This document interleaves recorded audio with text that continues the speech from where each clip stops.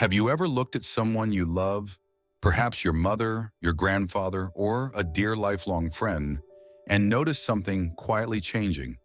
Not a sudden illness, not a dramatic event, but something more subtle, a little less appetite, a little more tiredness, a little longer pauses between conversations. At first you tell yourself it's nothing, they're just having a slow day, you think they're getting older. It's normal, but somewhere deep inside you feel it. Something is different. Something is shifting quietly, gently, almost like the soft fading of a sunset. Most of us grow up believing that when the end of life comes, it will come all at once like a thunderstorm. Loud, obvious, impossible to ignore. But for many older adults, the end approaches not with a crash, but with a whisper. It's a slow, graceful retreat, so gentle that it's often easy to overlook. And because the changes are so subtle, so easy to explain away, many families don't recognize what's happening until it's too late. That's why today's conversation is so important. Because when you understand the quiet signs that life is beginning to wind down, you gain something truly precious. The chance to offer comfort and peace. The chance to create memories that will stay in your heart forever. The chance to honor your loved one's final chapter with dignity and deep compassion. You see, recognizing these signs early doesn't mean giving up hope. It doesn't mean preparing to say goodbye tomorrow. It means preparing your heart and your care so that you can walk this journey with your loved one hand in hand, moment by moment, with grace and tenderness. It means you'll know when to shift from encouraging them to push through to simply sitting quietly beside them, offering your presence. It means you'll treasure the little things even more. A soft smile, a warm hand squeeze a shared memory whispered in the quiet of the afternoon. This knowledge doesn't take away the pain of what's coming, but it does take away the confusion. It helps you meet each day and each gentle change with understanding instead of fear. So today we're going to walk through 5 subtle but powerful signs that someone may be entering their final year of life. Signs that many overlook, but that speak volumes if we are willing to listen. Because at the end of the day, what truly matters is not how long we have, but how deeply we love, how present we are, and how much dignity we bring to every moment we share. If this resonates with you, stay with me, because understanding these early signs could help you give someone you love the greatest gift of all: peace, comfort, and unwavering love. Let's begin by exploring the first quiet message the body often sends. It's easy to overlook the early signs when someone we love begins to change. Life gets busy. Appointments, errands, phone calls, the daily noise of living, all of it can make those small shifts seem unimportant. A little weight loss. Maybe they're just eating lighter, feeling more tired. Perhaps they just need a better night's sleep. We comfort ourselves with these explanations because the alternative is difficult to face. But here's the truth. Recognizing these signs early doesn't mean surrendering to fear. It means opening our eyes to what the body and the spirit are quietly telling us. It means giving ourselves and our loved ones the incredible gift of preparation, the chance to prioritize comfort over cure, the chance to create meaningful moments instead of missing them, the chance to walk the path together with eyes wide open, hearts full, and regrets kept at bay. Let me share a real story.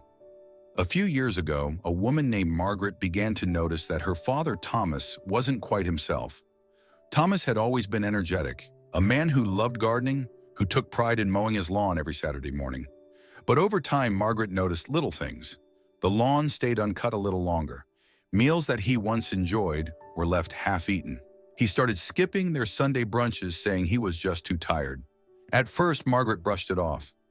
He's just slowing down with age, she thought. But as the months passed, the changes became more pronounced. Thomas lost weight. He grew quieter sometimes, staring out the window instead of chatting like he used to.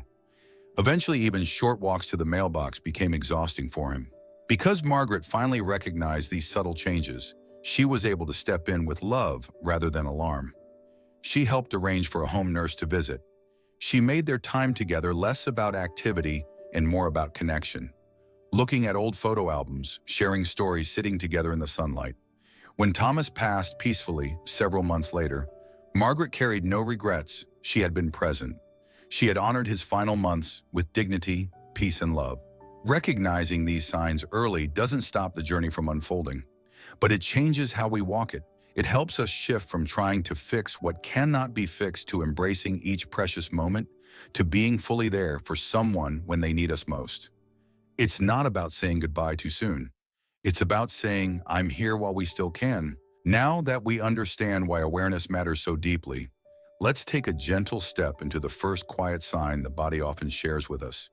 One that sometimes shows up right before our eyes: unintentional weight loss. One of the earliest and most profound signs that someone may be approaching their final year of life is unintentional weight loss. At first, it might seem harmless. Maybe their pants fit a little looser.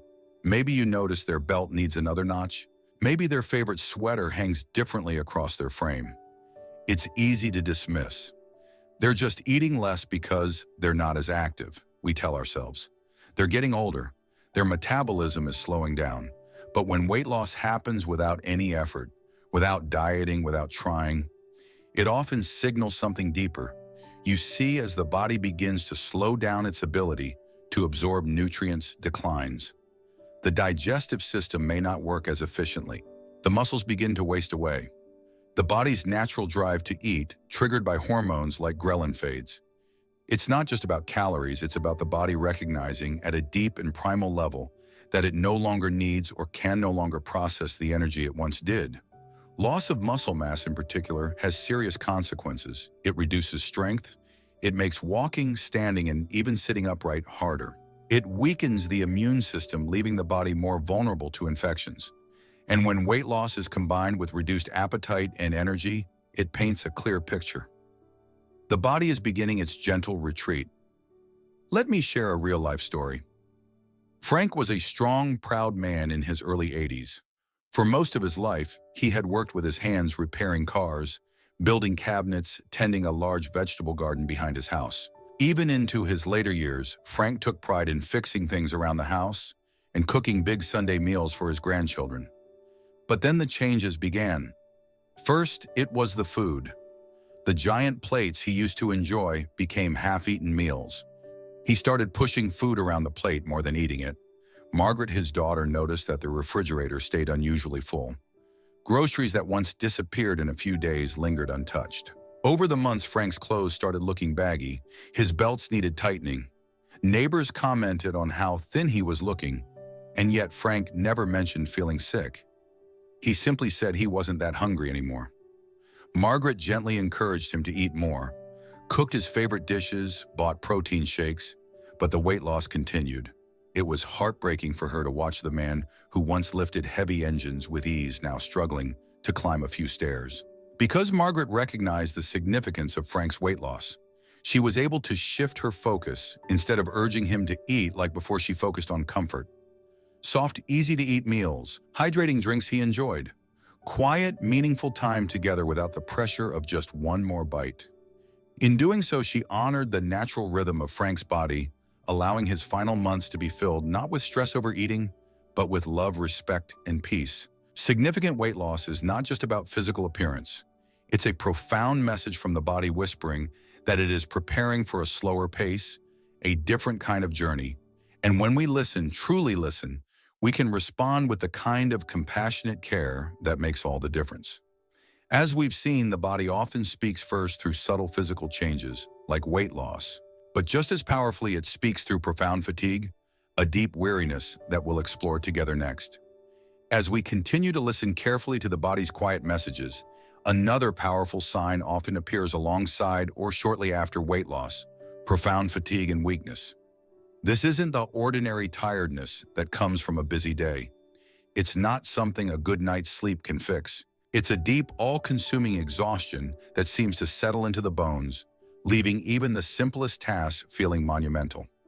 You might notice that your loved one sleeps longer at night, naps during the day, and still wakes up feeling drained. Tasks they once did without thinking, cooking a simple meal, folding laundry, watering plants, now leave them breathless or needing to sit down midway. Fatigue at this stage is not just about aging. It's the body's way of conserving its limited energy, focusing only on what's absolutely necessary to keep the heart beating, the lungs breathing, and the mind afloat. Let's look at a real-life example. James was a proud, independent man who lived alone after his wife passed away. In his early 80s, he was still sharp-witty and loved taking short morning walks around his neighborhood. One autumn, his daughter Amy noticed small changes. James started canceling their breakfast outings, saying he wasn't up for it. The short walks that once gave him so much joy became rare. Even simple conversations seemed to tire him out. After just a few minutes of chatting, he would excuse himself to rest. At first, Amy thought he was just having a hard time adjusting to the colder weather. But even as spring came, James didn't bounce back. A trip from the living room to the kitchen became a slow, deliberate effort. Holding the phone for a long call became exhausting. Getting dressed in the morning turned into a task that required multiple breaks. Instead of insisting that he stay active or push through it, Amy learned to meet James exactly where he was. She helped rearrange his home, so everything he needed was closer at hand. They found new ways to connect quiet mornings together, short talks with plenty of pauses, moments of shared silence that carried as much love as any conversation. By recognizing that James's fatigue was not laziness or depression, but the body's natural slowing, Amy was able to offer presence, patience, and deep respect for his pace. Extreme fatigue is a natural part of the body's final journey. It's not something we can cure or correct, but it's something we can respond to with tenderness rather than frustration, with understanding rather than impatience. When we shift from trying to fix to simply being there, we remove pressure. We create comfort. We show our loved ones that their worth is not tied to their energy or ability, but to their very being. Remember, during these times, presence matters more than activity. As we gently walk through the body's quiet signals, it's important to remember that the mind too begins to send subtle messages. Next, we'll explore how cognitive confusion or emotional withdrawal can quietly unfold and how you can respond with compassion. As the body slowly retreats, so too does the mind. And few things are as tender or as heartbreaking as witnessing cognitive confusion or emotional withdrawal in someone you love. It might begin so subtly that you hardly notice. They forget small things, a recent conversation, the name of a neighbor, where they put their glasses. They seem a little less present at family gatherings. They sit quietly at dinner, not offering as much to the conversation as they once did. At first, you may chalk it up to normal aging, a little forgetfulness here and there. But over time, the shifts deepen. Moments of clarity grow shorter. Moments of silence grow longer. The person you know, the sparkle in their eye, the quickness of their wit seems to slowly fade, as if they're drifting further into an invisible distance. Let me share a real story that brings this to life. Eleanor was a lively, warm-hearted woman who loved hosting Sunday dinners for her big, bustling family. Even in her late 70s, she remembered everyone's favorite dishes, everyone's birthdays, everyone's little inside jokes. But one spring, her daughter Sarah noticed small things changing. At first, it was Eleanor asking the same question twice within a few minutes, or forgetting which grandchild was majoring in what at college. Nothing alarming, just little things. But as the months passed, the changes grew. At family gatherings, Eleanor would drift into long, silent spells. Sometimes she looked around the room with a soft, puzzled expression, as if searching for something just out of reach. During conversations, she would lose the thread, smile quietly, and stop trying to keep up. She began missing the punchlines of jokes she would have once been the first to laugh at. Her warmth never disappeared, but her ability to engage, stay anchored in the flow of life around her, gently diminished. Sarah initially felt confused and guilty. Was she not trying hard enough to connect? Was Eleanor simply tired, distracted? It took time and compassion for Sarah to realize that her mother wasn't choosing to withdraw. Her mind was naturally beginning to let go in preparation for a deeper journey. Once Sarah understood this, everything changed. Instead of pushing Eleanor to stay engaged, she met her where she was. She spoke more slowly, left longer pauses, asked yes or no questions instead of open-ended ones. And when words became too much, she simply sat beside her mother, holding her hand, offering quiet company. Because sometimes in the final stages of life, presence speaks louder than conversation ever could. Cognitive confusion and emotional withdrawal are not failures, not signs of someone giving up. They are the mind's tender way of conserving energy, preparing gently for the final stretch. When we recognize this, we can stop struggling to bring them back. Instead, we can honor their journey with patience, tenderness, and deep acceptance. Sometimes the greatest gift we can give is simply to sit beside them, breathe together, and let love fill the silence. As the mind gently drifts, the body continues to reveal its vulnerability in other ways too. Next, we'll explore how frequent infections and slow healing can quietly signal deeper changes you need to understand. As the mind gently recedes, the body continues to reveal its quiet struggles, often through frequent infections and slow healing. In earlier years, a simple cold or a small cut would hardly slow someone down. A few days of rest, some chicken soup, a bandage, and they were back on their feet. But in the final stages of life, the body's defenses, its once vibrant immune system, begin to wane. Infections that once would have been minor now linger. Wounds that once healed quickly now take weeks or longer to close. Even a mild fever or a urinary tract infection can trigger confusion, weakness, or an overall decline in well-being. You may notice that your loved one catches colds more often, or that a small scratch on their arm seems red and swollen for much longer than usual. Sometimes the signs are even more subtle: an increase in general tiredness, loss of appetite, a vague sense that they are just not bouncing back the way they used to. This decline isn't due to neglect or poor care. It's a natural part of the body's preparation for its final journey. Let me share a story that brings this to life. Robert was a retired firefighter, strong, proud, and resilient. Even into his late 70s, he remained active in his community, volunteering at local events and helping neighbors with small repairs. One winter, Robert caught what seemed like a simple cold, but instead of shaking it off in a few days, it lingered. The cough stuck around. His energy dipped, his appetite faded. A few weeks later, a small scrape on his leg from bumping into the coffee table became red and tender, refusing to heal despite antibiotic ointments and careful bandaging. His daughter, Emily, grew concerned. Doctor visits revealed no new serious diagnoses, just a weakening immune response. They said no magic pill could fix it. As the months went by, Robert cycled through minor infections, a lingering chest cold, a urinary tract infection, another stubborn skin wound. Each one took a little more out of him. Each recovery was slower, incomplete. But instead of focusing solely on fighting each infection with more medication, Emily shifted her focus to what mattered most: keeping Robert comfortable, ensuring he stayed hydrated, creating a peaceful, clean environment that minimized risk. Most importantly, spending quality time together without the constant stress of fixing everything. Through her compassion, Robert's final months were filled not with frantic medical interventions, but with gentle care, dignity, and deep connection. Frequent infections and slow healing are not failures. They are the body's quiet way of signaling that it is focusing its remaining energy inward. Trying harder to fight every infection isn't always the answer. Sometimes the most loving thing we can do is shift from curing to comforting. Supporting their comfort, their peace, their sense of being loved that becomes the true medicine. As the body's defenses quietly weaken, another deeply emotional sign often emerges: a profound change in breathing and circulation. Let's walk gently into understanding this final message together. As we continue listening to the body's quiet conversations, one of the most poignant and unmistakable signs appears: changes in breathing and circulation. At first, it might be so subtle you barely notice.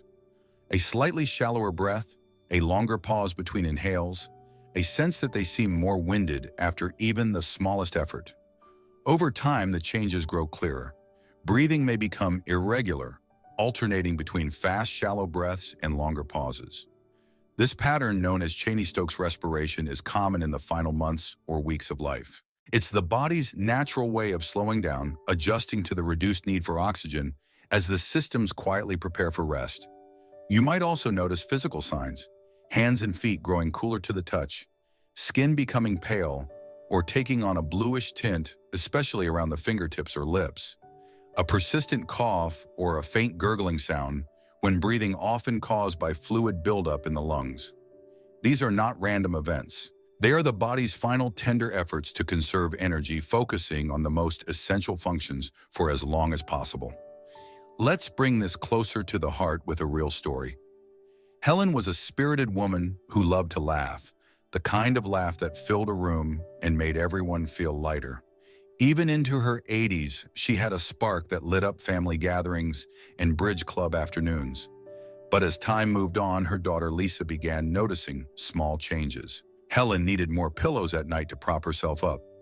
Lying flat made her feel breathless. She grew winded after climbing just a few stairs or carrying a light grocery bag. And then there were the pauses, quiet, almost imperceptible breaks between breaths that seemed longer than usual. At first, Lisa thought maybe it was asthma or a seasonal allergy, but the doctors gently explained Helen's heart and lungs were simply not as strong as they once were. There was no fix, no cure, just the natural slowing of a body that had carried her so faithfully for so many years. In the weeks that followed, Lisa adjusted her care. She kept the room cool and airy. She offered small sips of water. She helped Helen sit comfortably, supported by soft cushions. Most importantly, she stayed close, offering calm, steady presence during even the most difficult moments. Lisa learned that trying to correct Helen's breathing only brought stress. Instead, she focused on bringing peace, a peaceful environment, peaceful companionship, peaceful acceptance. In those quiet hours together, amid the slowed breathing and whispered memories, Lisa and Helen shared some of the most profound, loving moments of their entire lives. Major changes in breathing and circulation are the body's gentle final expressions, not of struggle, but of surrender. The body isn't giving up. It's preparing to rest, preparing to close the circle of life with dignity. As caregivers and family members, our role is not to fight against these changes, but to honor them, to create an environment of comfort, safety, and deep abiding love. When we do this, we become a living source of peace for those we hold most dear. Now that we've gently walked through all 5 signs, let's take a moment to reflect together on what it means, how we can respond, and how we can embrace these final chapters with love, grace, and deep presence. As we come to the end of today's journey together, let's take a moment to breathe, to reflect, not just on the signs we've discussed, but on the deeper meaning they carry. We've talked about significant weight loss as the body's quiet retreat, profound fatigue and weakness as energy gently shifts inward, cognitive confusion or emotional withdrawal as the mind prepares to let go, frequent infections and slow healing as the immune defenses wane, and major changes in breathing and circulation as life gradually softens its rhythm. Each of these signs, though tender and sometimes painful to witness, offers us something sacred: the chance to understand, the chance to prepare, the chance to love more deeply, more presently than ever before. You see, recognizing these changes isn't about giving up, it's about leaning in with greater compassion, with greater grace. It's about shifting our focus from prolonging life at all costs to enriching the life that remains, however long or short that may be. It's about honoring the path our loved ones are walking, even when that path leads gently toward the horizon. When we choose to listen, truly listen, we can meet this chapter not with fear, but with tenderness, not with panic, but with profound, peaceful love. It's in these moments that memories are made. In the hand you hold when words are no longer needed, in the soft smile you offer when they forget your name, but remember your presence, in the silence you share when breath grows shallow and time grows still. These moments, quiet, unassuming, tender, will live in your heart long after the journey ends. So if today's conversation has touched you, I invite you to carry this knowledge forward into how you see aging, into how you care for those you love, into how you live each day with greater patience, compassion, and reverence for life's delicate beauty. If you feel moved, I encourage you to share your thoughts in the comments below. Your story, your reflections, your love, they are part of this journey too. And if this video offered you comfort or clarity, please consider liking, sharing, and subscribing to our channel. Together, we can build a community where aging is not feared, but honored, embraced, and supported with kindness. Until we meet again, may you walk gently with those you love, listen to the quiet wisdom their bodies offer, and hold every shared moment as the precious gift it truly is. Thank you for being here. Take care and stay connected.